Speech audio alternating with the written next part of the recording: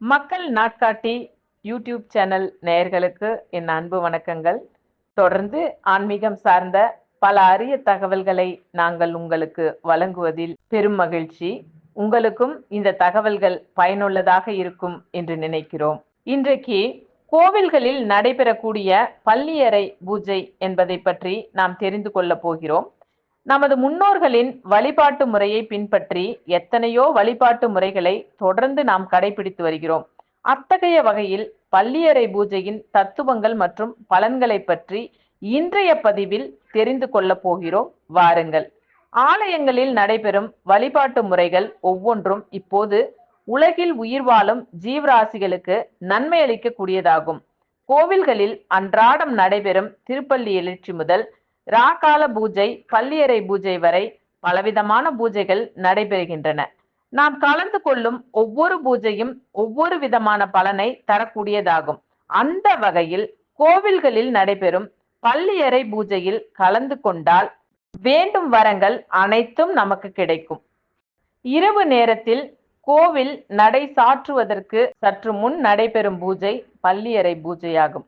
அதாவது சுவாமியையும் அம்பாளையும் பள்ளியறையில் ஊஞ்சலில் ஒரு சேர அமர வைத்து ஆராதனை செய்து தாலாட்டி பாட்டு பாடி பூஜிப்பது பள்ளியறை பூஜையாகும்.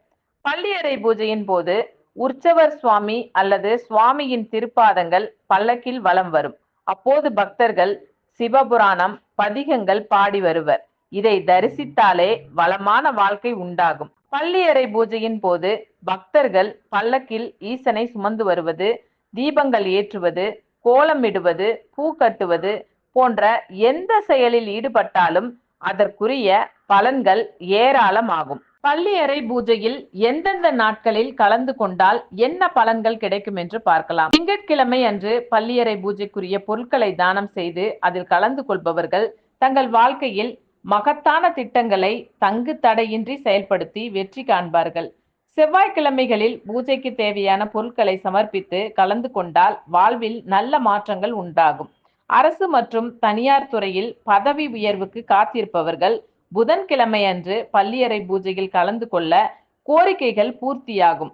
வியாழக்கிழமை பள்ளியறை பூஜையை தரிசனம் செய்தால் காரிய சித்தி உண்டாகும் என்றும், நோய் இருந்தால் அது தீர சுமங்கலி பாக்கியம் உண்டாக வெள்ளிக்கிழமைகளில் பள்ளியறை பூஜையையும் காண வேண்டும். சனிக்கிழமையன்று பூஜையில் பங்கு பெற குழந்தை பாக்கியம் உண்டாகும். பிரிந்த வாழ்க்கை துணை மீண்டும் சேர ஞாயிற்றுக்கிழமை பூஜையை கண்டு தரிசிக்க வேண்டும். பள்ளியறை பூஜை நடைபெறாத ஆலயங்களில் பள்ளியறை கட்டுவதும் மீண்டும் பள்ளியறை பூஜையை துவங்குவதும் பெரும் புண்ணியத்தை தரும் என்று அவர்களுடைய 14 தலைமுறையை சேர்ந்தவர்கள் இனிமையான இல்லறத்தை தமது வாழ்நாள் முழுவதும் பெறுவார்கள் என்றும் அகத்திய மாமுனி கூறியிருக்கிறார். நாமும் கோயில்களில் நடைபெறும் பள்ளியறை பூஜையில் கலந்து கொண்டு பலன்கள் பல பெறுவோம். வளமோடு வாழ்வோம்.